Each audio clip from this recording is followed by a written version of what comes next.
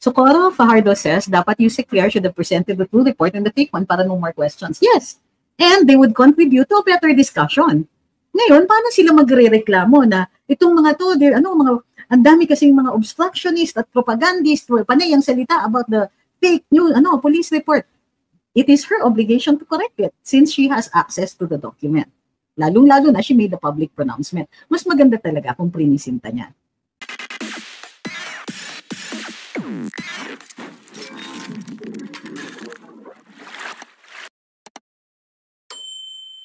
As I promised yesterday, mag-live tayo ngayon kasi bitin kahapon tungkol dun sa mga katanungan. As we may have mentioned. Kahapon, nag-live po tayo tungkol dun sa press briefing. Okay? I would like to emphasize, the reason ganun yung mga discussion natin is because we were discussing primarily yung response ng Malacanang as articulated by Undersecretary Claire Castro. Now, yesterday, there was no press briefing. Take note, hindi talaga nagkaroon ng press briefing formally on the issue. Instead, mayroong, surprise, nagtanong na tungkol doon sa issue. Pero the question was this, will the First Lady issue a statement? And the second part of that question was, Senator Aimee also called out for Malacanang to issue a report about the incident. Both parts of that question, hindi sinagot.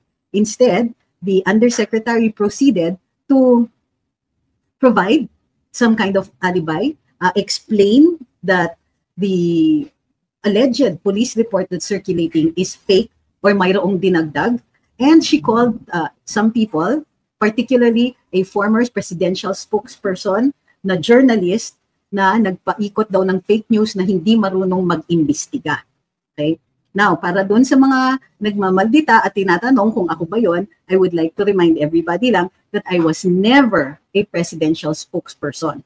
I was the press secretary because PBBM, as a matter of policy, nung time na yon, said that wala siyang gustong magsalita para sa kanya.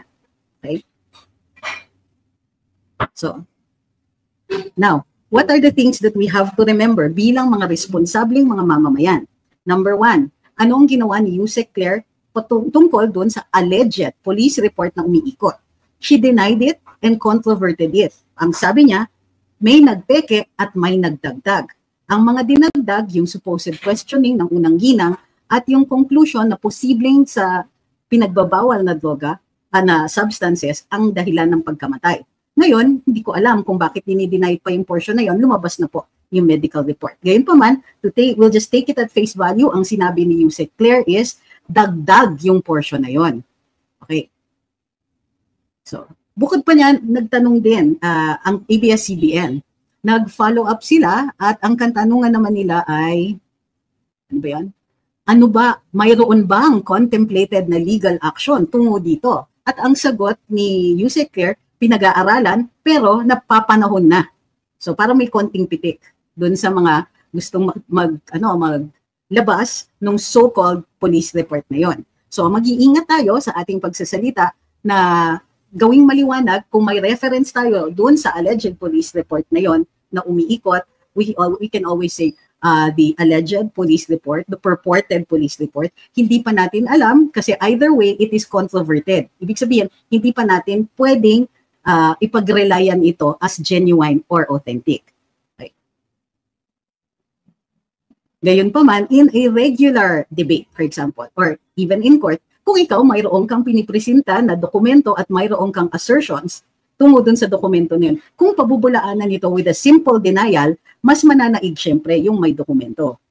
Kasi the idea is that you have to controvert it not just with a bare denial but by providing evidence. So, hindi kasi sila patas. So, for example, in court, mayroong nag-allege, ganito ang nangyari. Wala siyang ibang ebidensya. Dadating yung tao na naakusahan, hindi totoo yan, ganito ang nangyari. Patas na sila. Para may manaig dyan, kailangan magpadala ng ebidensya. Now, take note, evidence is not the same as proof. Huwag po natin ipag-i-interchange yung dalawang salita na yon kasi ang proof is actually a conclusion. Resulta yon ng pagsusumiti ng ebidensya that is reasonable na nagpapatunay talaga and therefore, you can make that conclusion na yung ebidensya valid, competent, at reasonable. Pagka ganon, then it is no longer just evidence. Pag nag-succeed ka, it is proof. Okay? Can Auntie Claire be disbarred if she's being dishonest to the Filipino people? There can be disciplinary action on that because lawyers are required to have, they're responsible to the public at large also. So, pero as with any case, kailangan patunayan na kung mayroon siyang sinasabi na mali, na alam niya na mali ito. So, kailangan may malicious intent or may intention siyang manlin lang. Sabi ni Albert, paano kung ang ebidensya ay Xerox lang? Tinatanggap po ang Xerox kung kunwari hindi available yung original o sinira yung original ng tao who is most likely to be affected by the document. So, hindi necessarily, mababang ebidensya ang photocopy. And also, you can validate or authenticate photocopies. Sabi ni Ma'am Corazon, bakit po nasabi na may binago o may dagdag? Sa Makatwid, meron talagang police report. That is correct. How did she know? Does she have a copy of the original? Yun nga po, this is a valid observation on your part. Pwede natin i-challenge, Yusek, your defense of the First Lady is that there is a police report, but the police report that's floating around is not the same as the real one. So if you make an allegation that there is another document, the best evidence is the document itself. Hi kay Amor.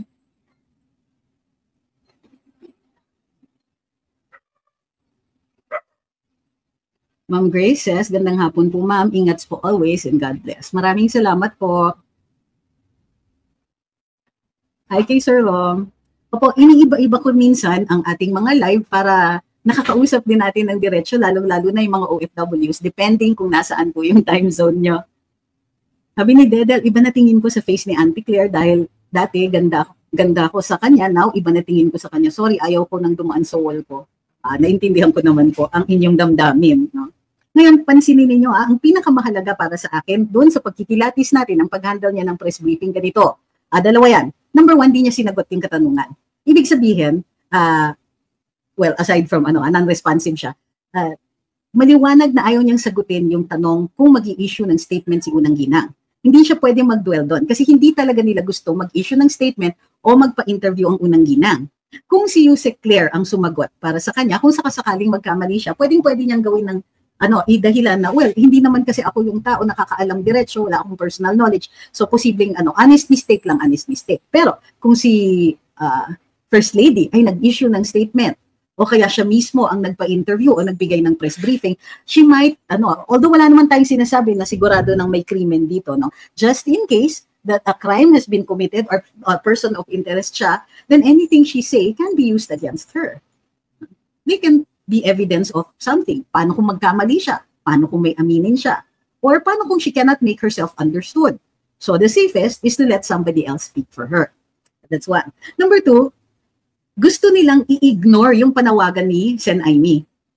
Number one, it diminishes her. Ay, hindi namin yan bibigyan ng ba't namin papansinin niya, kaaway namin yan. Parang ganon. It diminishes Senator Aimee. Hindi mabibigyan ng additional na publicity yung kanyang panawagan. And alam ko naman, hindi sila magkasundo. O sige, they go another instance na ipapakita na hindi nila gusto yon si Senadora.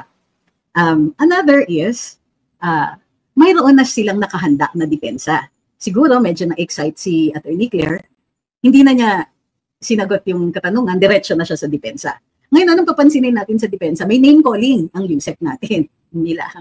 Sabi ni Yusek, di ba ang tawag niya dun sa di umanong dating presidential spokesperson na journalist pa naman, na siya ay obstructionist, fake news peddler. Napakatanyag naman ng taong yon para matawag ng ganon. Na propagandista. Ayan. Angry.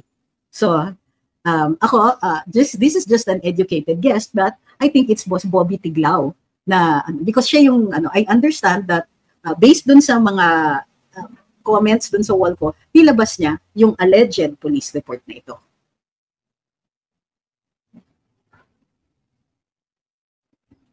Sabi ni C.A. Enriquez, the FL is not joining the BBM in the US next week. Fishy? Maybe, or it's also kasi very controversial siya. Ako good faith, iisipin ko. Kung ako yan, ay hindi rin ako pupunta. Masyadong controversial at masyado siyang matatanong. Kung ako, maglulungga muna ako. Siguro ng ilang buwan, Hi kay Grocery for Me, Ma'am Telms, hi po, at kay Chinix.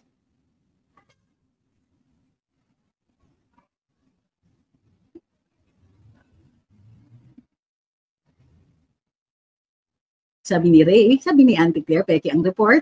Auntie Claire, ilabas mo ang sinasabi mong tunay na report. Tingnan natin kung paano kayo pananangkitin sa US. Now, hindi natin dapat sinasabi na mayroon tayong conclusion na tungkol sa ating unang ginang.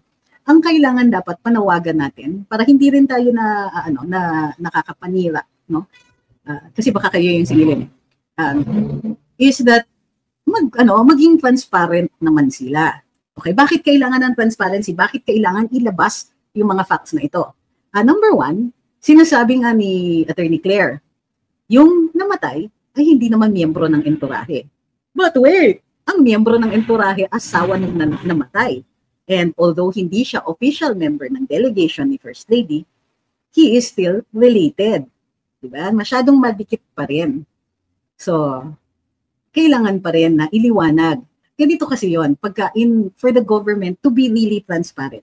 Kahit hindi sila dapat umaatras into legalities when the people have a right to know. Yung mga tipong we have a right to know about the behavior of our government officials who use public money but behave very badly, especially abroad. Sabi ni Ma'am Grace, tama ka, attorney, pero makakalatang nagsisinungaling talaga siya the way she spoke at the way she reacted to the questions na binabatas ko. Hindi ko naman sinasabing na maganda yung kanyang presentasyon. On the contrary nga, she should have answered the questions. Bakit nila ini-ignore yung panawagan ni Sen Aimee? Ako, importante yan. Kasi yung sinasabi ni Sen Aimee, oy, you owe the people transparency. Ilabas nyo naman yung totoong nangyari dyan. And I hope more government officials will issue that kind of call. Sabi ni Gion, pwede po bang maging disbarment case yung pinagagawa? Okay, uulitin ko ha, may disciplinary action bang pwedeng i-take kay Yusek Claire? Meaning, pwede ba siyang kasuhan tungkol dito? Well, ganito ha, ang rule sa mga abogado, we have obligations towards our client, towards the court, towards society in general, and towards the bar. So, yun, towards society, and especially to the Filipino people, ang trabaho niya is to disseminate information. Kapag hindi totoo yung impormasyon na yun, well, maaari din ng administrative case.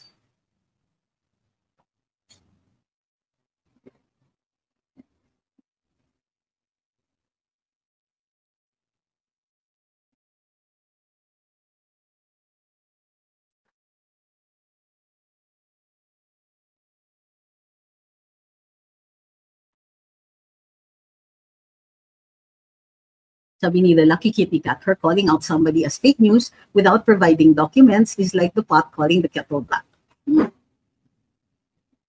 Sabi ni Yabi, nung panahon po na matunog na gumamit ng medical fentanyl si FPRD, ang lakas nila mag-demand ng pananagutan. Ginawa naman, di po ba? Sana naman konting delikadesa sa mga nasasangkot sa kontrobersiya.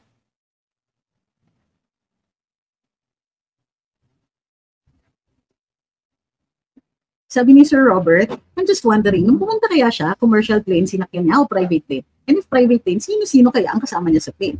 And kaninong private plane yun? Was it rented or did somebody lend it? O yung mga ganyan. Legitimate na tanong yan.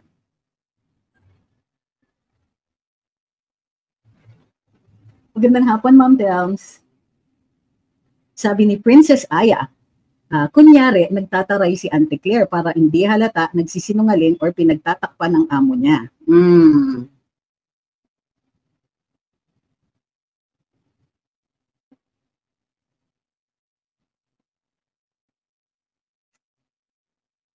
Yan, inayos ko na yung sa TikTok para hindi na po mag-lag. Okay na po yung sa TikTok. Pakisabi lang po, ano nga kung naglalag pa po ang ating TikTok.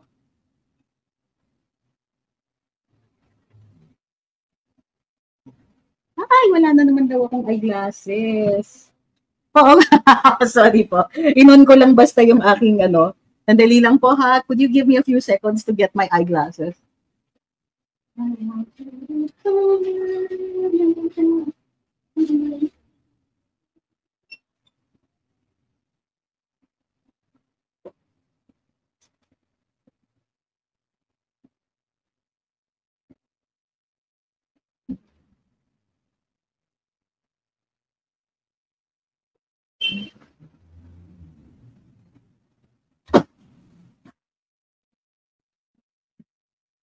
Ay, pasensya na po, nakalimutan ko na naman salamin ko. Maraming salamat. Naku, nawala na. Sino ba yung nagpaalala?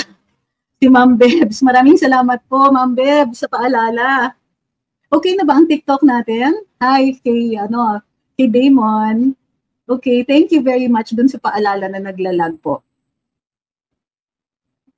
Sabi ni Fred Dubai, out of topic lang, kapag nakikinig po ako sa inyo, na-amaze po ako dahil hindi nyo lang binabasa yung mga comment, pero tinataman nyo din yung every word, verbs, and sentences. Hindi ba kasi, and I hope hindi po kayo magagalit sa akin. Kasi pag kinokorek nyo ko, as much as possible, tinatanggap ko. Minsan, pag mainit lang ulo ko, masama yung reaction ko, hihingi na po ako ng pasensya. Siguro tumatanda na nga kasi ako. Pero, gayon pa man, maraming salamat po sa lahat ng nagko-correct din sa akin. So, let's just agree na dito, safe space ito for yung mga ganyang klaseng corrections. So, kung kunwari, nagkamali din po ako sa paggamit ng salita, sa paggamit ng tense, kailangan i-call out nyo din ako. Kung meron ako, kunwari, minsan sabi ko rin naman, hindi ako sure dito sa fact na ito. So, pag kinokorek ninyo ko, madali natin tatanggapin. Hindi tayo dapat nahihiya na kinokorek tayo kasi we make ourselves better. We have to improve. So maraming salamat din po sa inyo kasi ang bait ninyong magtanggap ng ganyan. Hi kay Arsenio, sabi niya, pinagpalang hapon po, ma'am, para sabihin na false po ang report ng Beverly Hills Police Report, mayroon bang access si Yusek Claire's original sa US Police Department? Ako, ina-assume ko na kaya niya nasasabi yon dahil nakita niya yung original. Ang malaking katanungan is yung bakit hindi niya pinapakita. So, my guess is that may mga contents yon, kasi ganun sa korte. Kung mayroon kang ina-allege na dokumento, tapos hindi mo pinapakita, the presumption is that there's something in there that goes against you. Sabi ni Ma'am Christine, start with a clean slate daw, sabi ng new PCO guys. So pati si Unclear, pinapasubmit ng resignation. Baka sarsuela na naman, like yung mass resignation ek-ek ni BBM a few months ago. Ay, hala. I hope that's not true. Nakakairita yun yung mga tipong inaasahan nyo na, sige nga, this government is really making an effort, diba, to correct itself. Kasi wala namang perfect nagkakamali lahat ng tao. Sana maayos yung pagtatanggap ng pagkakamali. Huwag naman masyadong defensive. Tayo din naman, susubukan, sisikapin natin na ganun din.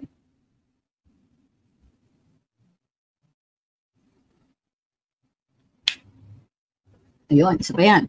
Sabi ni C.A. Enriquez, it's definitely an issue of national interest. The wife of the deceased is an official of Malacanang and her trip was supposedly paid for by the government. If the couple stayed in the same room, why were illegal drugs present there? The Senate should investigate. Well, first of all, the Senate isn't an investigative body, but right now, it's the closest that we have on matters like this kasi hindi naman natin pwede padala ang PNP natin. Okay, sabi ni JR, hindi naman sa pinoprotektahan ko si Auntie Claire. Alam ko naman, sir. But I have a copy of the original report and she's right. Wala dun sa report ang mga names ni na FLN. That's why we have to be very careful with using that and with alleging that the police report that's floating around is the real one. It is controverted. Now, my question, Sir JR, is there anything there na that is negative on the part of the First Lady?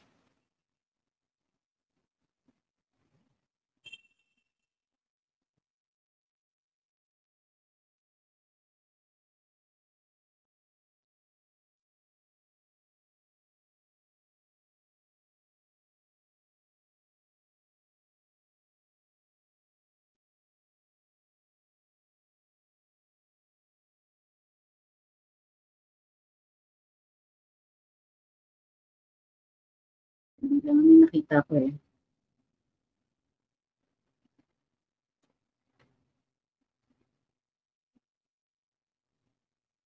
Kaya nga, and wait, hindi pa ako tapos kay Sir JR. Kaya nga, Sir JR, we stuck to discussing Attorney Claire's response. For example, was she responsive to the questions? Ganyan. Pero ako, I will, and since she controverted the original, the ideal for her was to submit them. Since, according to her, hindi complete yung, may mga dagdag doon sa police report that's floating around, then walang mawawala kung prinisinta niya yan. Diba? It would even bolster their chances na paniniwalaan.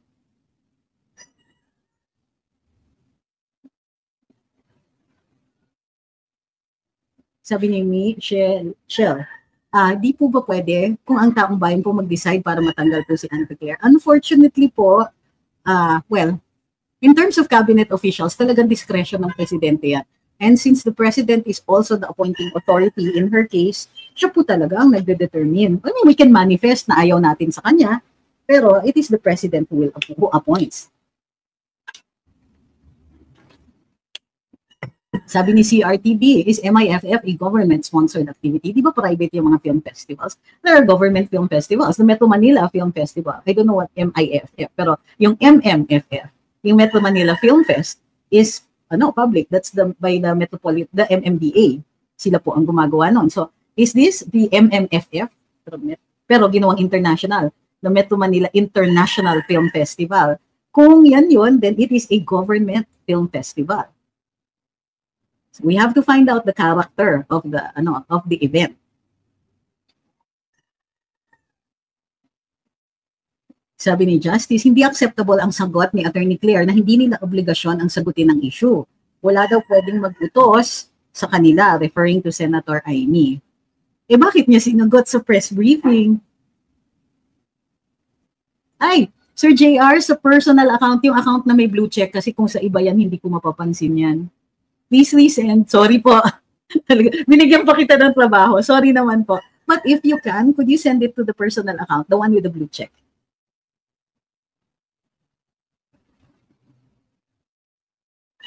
Sabi ni Pinoy, biker in Brunei. Problema kasi ka Auntie Claire, peke ang police report, pero alam naman niya na itatanong sa kanya yung sa Tantoco case, ba't di pa niya hinanda agad yung ebidensya ng mapatunay na peke yung report ni Sir Bobby? Correct.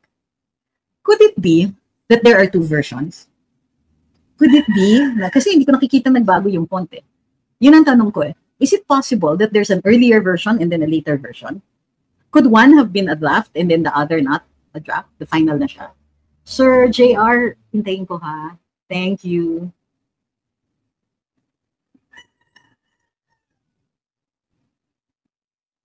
Ang dami ko na nga nakikita online mga posts na kung kailan daw umalis. And allegedly, umalis daw ng alas 10 ng gabi ng March 8 ang ating unang ginang, parang ganon. Iba-iba eh. So hindi ko muna binibigyan ng credence, so hindi ko muna pinaniniwalaan. Antayin natin yung mga official na pahayag or official na documents.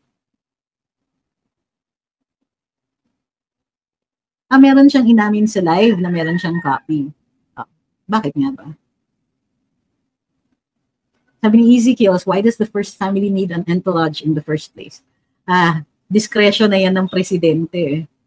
At saka kung sino yung nag-head ng delegation. Now, this film festival, yung pagpunta doon was an activity of the Presidential Social Secretary's Office. So we have to see kung, yun. So sila yung nagde-determine how big the party is.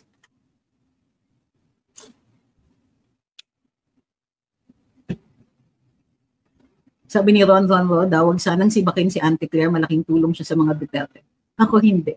I'm sorry, I disagree. Alam niyo kung bakit? Ganito.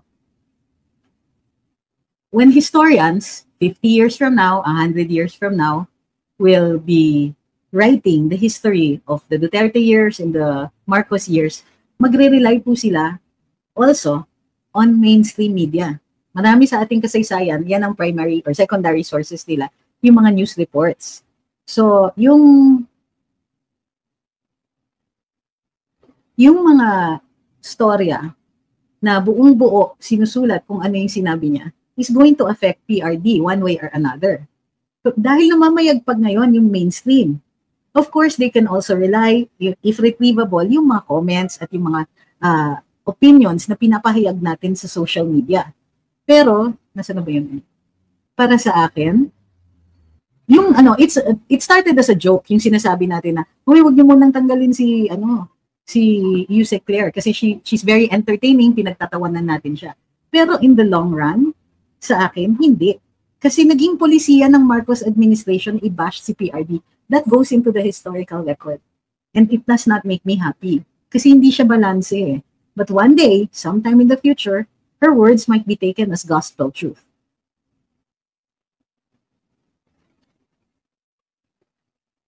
Sabi ni Andy, kung sakaling mag-resign po ba si President BBM, si VP Sara po magiging Pangulo. Apo, by right of succession.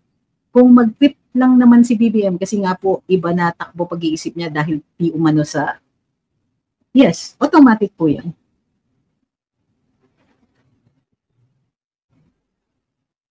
No, I don't think so. Sabi ni Arsenio, kung may copy si Yusek Clear, is she insinuating that she has a great or strong connection with the United States Police Department?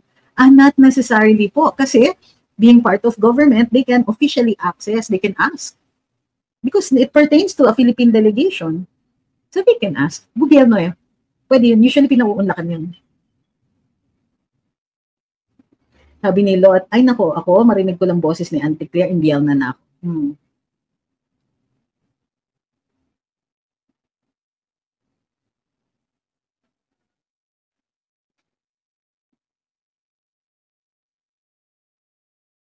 Sabi ni Mystique, dahil sa sinabi mo, attorney, baka nagka-idea na sila na di na lang ipag-resign.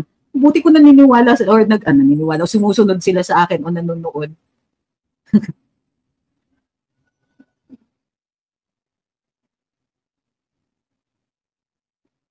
Sabi ni Donsky Ibanez, fake naman police report nyo. Ay nako sir, huwag kayong papasok dito tapos maglalabas ng ganyang akusasyon.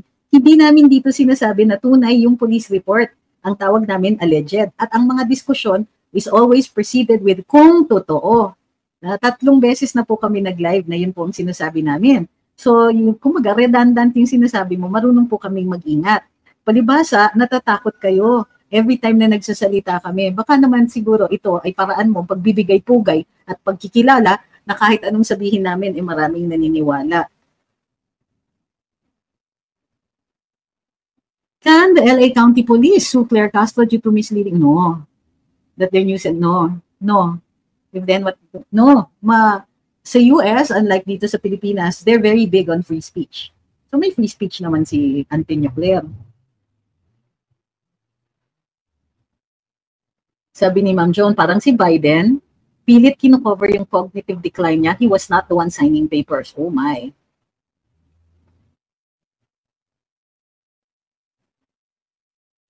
Sabi ni Derek, you have a very good sense of critical and analytical thinking. I am a fan. Thank you. Thank you rin po. Actually, we're very, kumbaga, honored that you're here.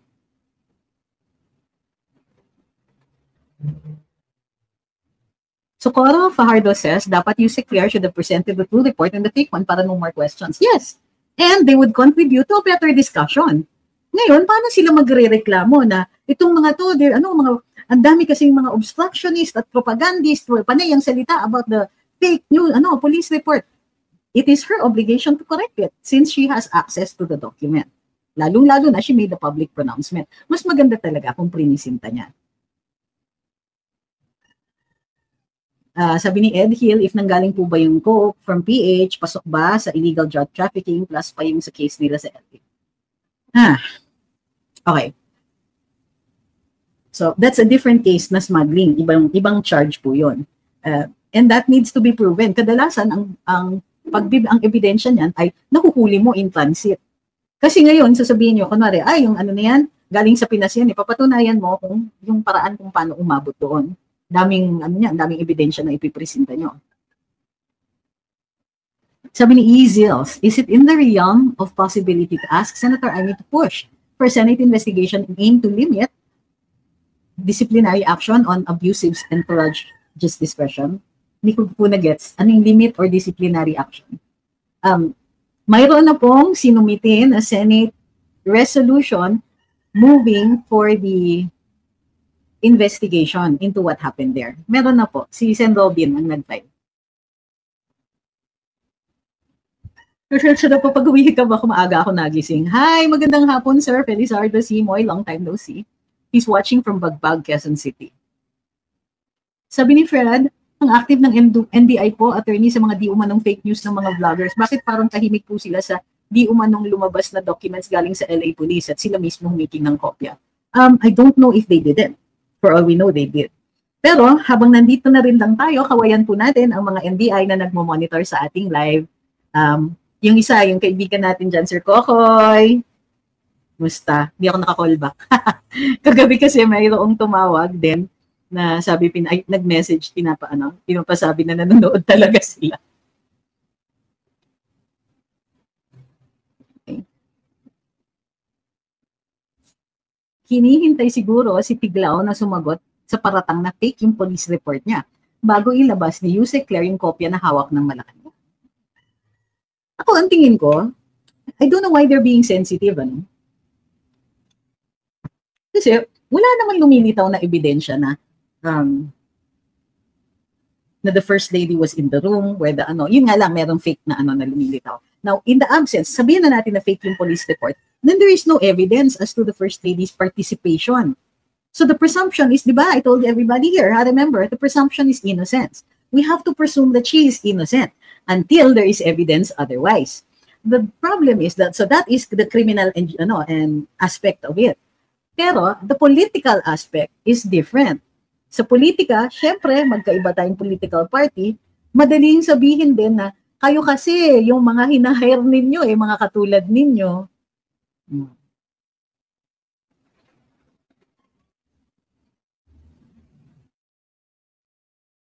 Sabi ni Ma'am Christine, they're so sleazy, they always have to spin or lie. Totoo yan.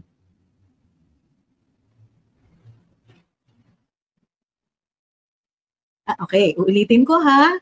Pagdating sa US, okay, maraming nagtatanong para hindi tayo paulit-ulit.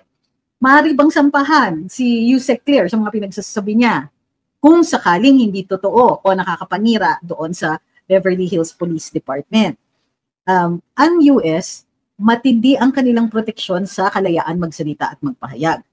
So, at mayroon siyang kalayaan magsalita at magpahayag ng ganyan. So, ako, even if they could, it will not prosper.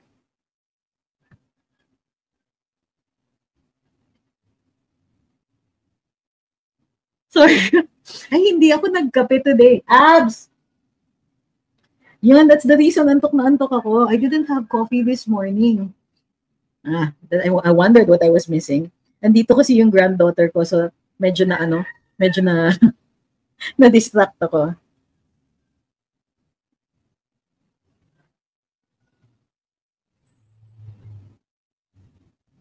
Okay.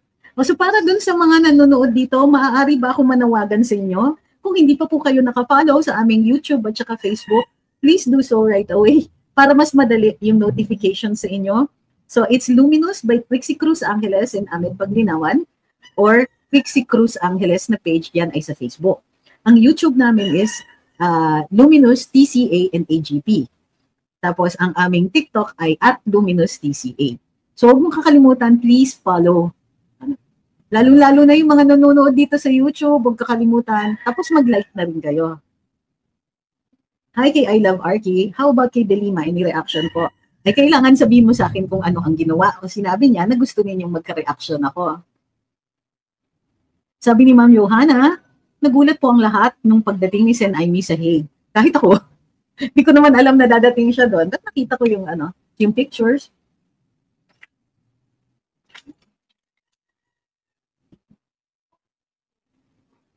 Sabi ni Sir Felizardo Simoy, she should be declared persona non grata in the US for maligning the US police report without sufficient basis. Well, tingnan muna natin, mag-fact-finding muna tayo bago tayo maghikayat ng ganyan.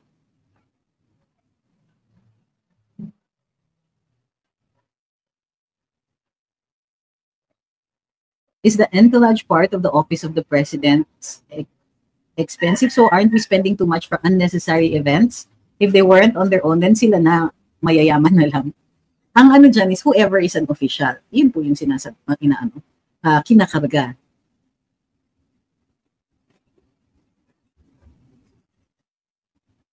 Ano po ang masasabi nyo sa ihahain niyang courtesy resignation? Hindi naman tayo nagugulat dyan. Kasi, di ba ang sabi ni Sec Dave is giningan niya ng courtesy resignation lahat ng political appointees. Ang tanong, bakit siya ang humihingi? Secretary lang siya, hindi siya yung appointing authority. Ang appointing authority ang ating Pangulo. Unless, ang Pangulo mismo nagsabi, sige, paresignin mo na yung mga yung mga hindi mo type dyan. In which case, ang pinapakita lang nito ay, as usual, natatakot na naman ang presidente sa sarili niyang multo. Kasi, you gotta have balls if you're going to be the president. Ano ba naman kung i-dismiss mo yung mga political appointees, bigyan mo sila ng dinner, shake their hand, and tell them, thank you, but Sec Dave will now need a free hand, but thank you for your service. Ito, bigyan ko kayong chipipay na relo, bigyan ko kayo ng ganito. ewan ko, they're not very, for politicians, who've been in the game for a long time, parang hindi sila marunong. In fact, even their entire comms, di ba, palaban kagad, palaaway kagad But politics is addition. So that's also something that we have to remember, ha? Sa 2028, ako, confident ako, if we just hand together, stick together, and we all vote uniformly, walang kaano-ano, it will be a walk in the park.